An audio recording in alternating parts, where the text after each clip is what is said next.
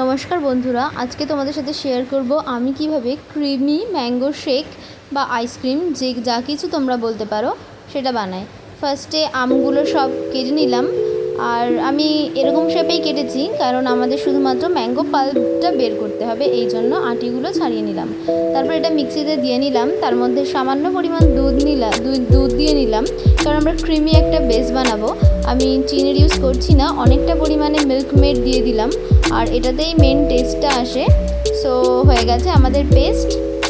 এটাই আমরা একটা বাটিতে নামিয়ে পরিবেশন করে নিলাম। আর যদি তোমরা চাও এটা ফ্রিজে কিছুক্ষণ স্টোর করতে পারো, আর ওপর থেকে সামান্য পরিমাণে মিল্ক মেড ছড়িয়ে নিতে পারো টেস্টের জন্য। সো তোমরা এই রেসিপিটা ডেফিনেটলি বাড়িতে ট্রাই করো এবং আমাকে জানিও যে কেমন হয়েছে। আমিও সবাইকে দিয়েছি, সবাই বলেছে যে খুবই টেস্টি হয়েছে, আর যদি এটা খুবই ভালো খেতে হয়।